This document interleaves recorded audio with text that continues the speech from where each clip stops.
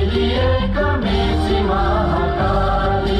सयौँ थुङ्गा फुलका हामी एउटै माला ने पाली सार्वभौम फैलिएका मेची महाकाली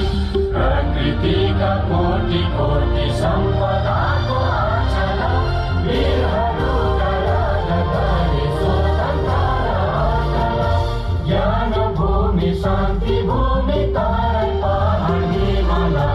अखण्ड यो प्यारो